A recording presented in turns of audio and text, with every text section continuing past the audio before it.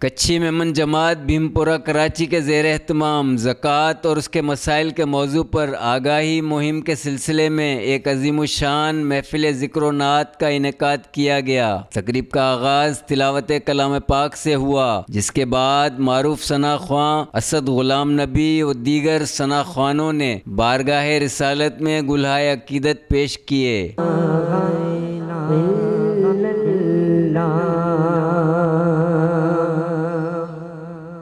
اول و آخر ہے اللہ،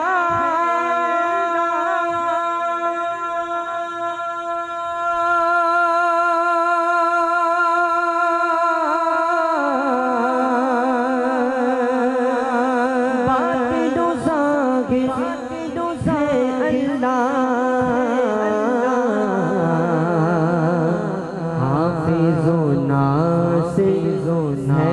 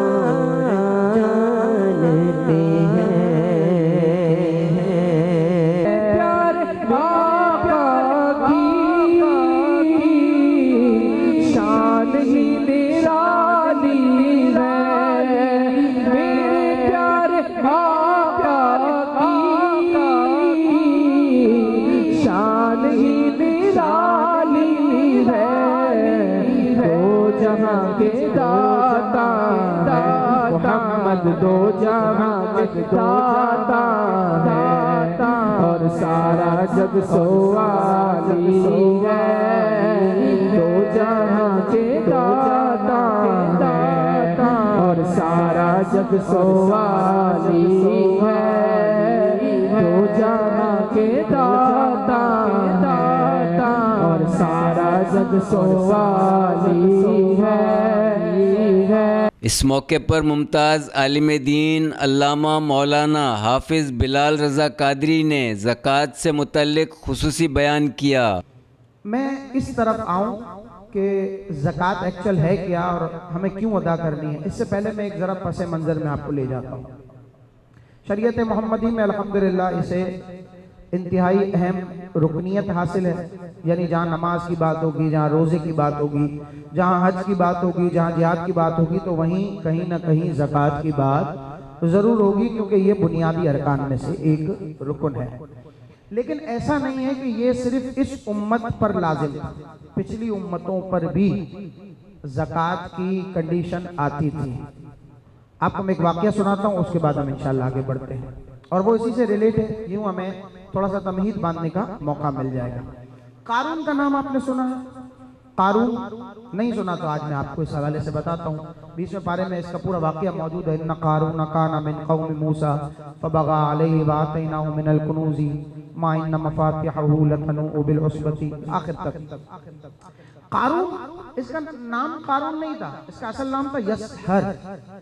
یہ قارون اس لیے مشہور ہوا، قارون قاری ہوتا نا تلاوت کرنے والا، قاری. یہ قارون اس لیے مشہور ہوا کہ یہ توریت کا بہت مشہور قاری تھا.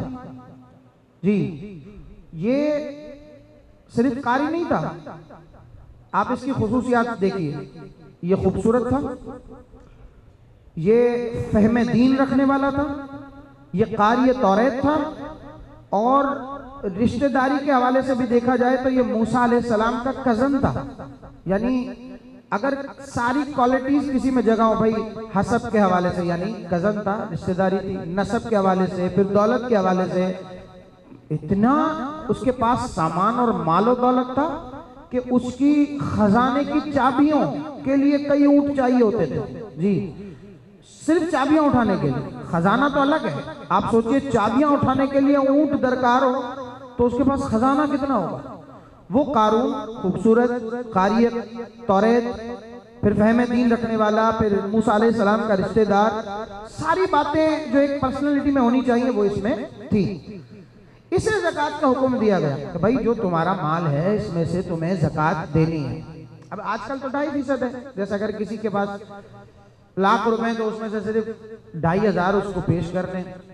یہ زکوٰۃ کا رول ہے شریعت محمدی صلی اللہ علیہ وسلم. لیکن اس وقت اس سے بھی کم تھا، 0.00 سمتھنگ کچھ تھا. تو اب چونکہ اس کا خزانہ ہی اتنا تھا کہ اتنے اونٹ درکاروں کو جو اس کے خزانے کی چابیاں اٹھائیں، تو آپ سوچیں کہ اگر وہ اس کا خزانہ ہو تو اسے بتایا گیا کہ بھائی زکوٰۃ دینی ہے. تو اس نے کہا ٹھیک ہے زکوٰۃ دے دیں گے. جب اس نے اپنے انداز سے اس وقت جو بھی کیلکولیٹر کا سین ہوگا، کیلکولیٹر چلایا اس نے. جب کیلکولیٹر پر حساب ہوا تو اس کو پتا چلا کہ بھائی یہ تو میری زکوٰۃ اربوں خربوں میں جا رہی ہے. تو اب وہ سٹ پٹایا کہ بھائی یہ تو میں اتنی زکوٰۃ، اتنا مال اگر میں دے دیتا ہوں تو یہ تو شیطان ہے. شیطان نے اسے ورغلایا، اس کے دل میں لالچ آ گئی. اب اس لالچ نے اس پر بڑا زبردست اٹیک کیا.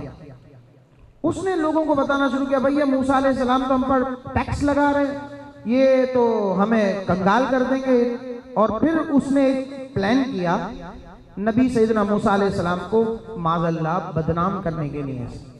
اس نے ایک فاحشہ عورت کو تیار کیا کہ وہ لوگوں کو ان کے خلاف کر دے. اب اس نے کیا کیا، بڑے مجمع میں حضرت موسیٰ علیہ السلام پر الزام لگا دیا. موسیٰ علیہ السلام کا جلال بڑا مشہور ہے. جب موسیٰ علیہ السلام پر الزام لگایا تو موسیٰ علیہ السلام جلال میں آ گئے، اور موسیٰ علیہ السلام نے اس فاحشہ عورت سے فرمایا کہ اے عورت، تجھے قسم ہے اس رب کی کہ جس نے دریا میں ہمارے لیے راستہ بنایا، بتا سچ سچ کیا واقعی یہ جو تو الزام لگا رہی ہے ایسا ہے؟ تو وہ عورت گھبرا گئی. جلال معروف تھا. بس جب وہاں عورت گھبرائی اور اس نے ساری بات سچ سچ اگل دی. تو اب موسیٰ علیہ السلام کو جب یہ معلوم ہوا کہ یہ سارا کھیل اور ساری پلاننگ جو ہے وہ قارون کی ہے، موسیٰ علیہ السلام انتہائی ناراض ہوئے اور اپنا قہر نازل فرما. اور اس سے پہلے موسیٰ علیہ السلام نے یہ اعلان کر دیا کہ جو قارون کی طرف ہے وہ قارون کے ساتھ ہو جائے، اور جو اللہ اور اس کے نبی کی طرف ہے تو وہ اس طرف آ جائے. اب صرف 2 لوگ قارون کے ساتھ رہے، اس کے علاوہ سارے کے سارے موسیٰ علیہ السلام کی طرف آ گئے.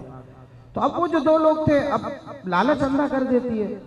تو جیسے ہی قہر کی دعا کی موسیٰ علیہ السلام نے قارون کے لیے، تو وہ 2 لوگ پھر کہنے لگے کہ لگتا ہے کہ موسیٰ علیہ السلام کو جو ہے وہ قارون کا مال چاہیے.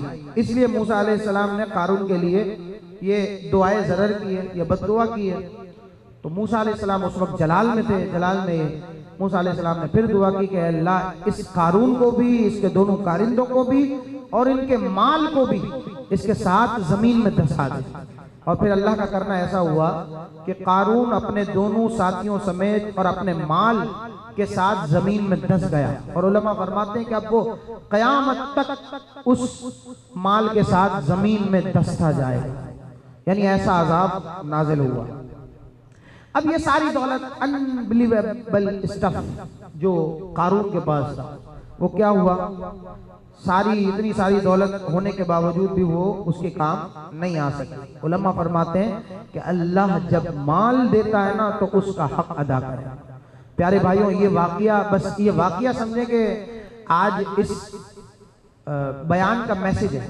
تقریب میں کچھی میمن جماعت بھیمپورہ کے صدر محمد فاروق مٹھانی، نائب صدر Abdulkarim Godrai, general secretary Shakeel Ahmed Banothia, programme in charge Khurram Aslam Soorya, Kutchi Memon مرکزی جماعت کے vice chairman Shoaib Mangalwala, مرکزی general secretary Muhammad Noman Rauf Quettawala, مرکزی فائننس سیکریٹری محمد سلیم ہارون، مرکزی انفارمیشن سیکریٹری ذاکر بسرے والا، پریزیڈنٹ کچھی میمن جماعت صدر ظہیر منگل والا، صدر سوسائٹی جماعت امین یوسف عیسانی، سابق چیئرمین مرکزی جماعت محمد اشرف اگربتی والا، کچھی میمن مرکزی جماعت کے سابق چیئرمین اور کچھی میمن جماعت گاڑی کھاتا کے موجودہ صدر محمد اکرم یوسف، جنرل سیکریٹری گاڑی کھاتا جماعت محمد فرحان خلسائی، پاکستان پیپلز پارٹی کے رہنما محمد یوسف ناز، رضوان شوکت اور کچھی میمن جماعت کلری کے جنرل سیکریٹری محمد جمیل ویانی سمیت برادری کے ممبران نے کثیر تعداد میں شرکت کی۔ پروگرام کے اختتام پر صلاۃ و سلام پڑھا گیا، جس کے بعد ملک و ملت کی سلامتی اور ترقی و خوشحالی کے لیے خصوصی دعا کی گئی۔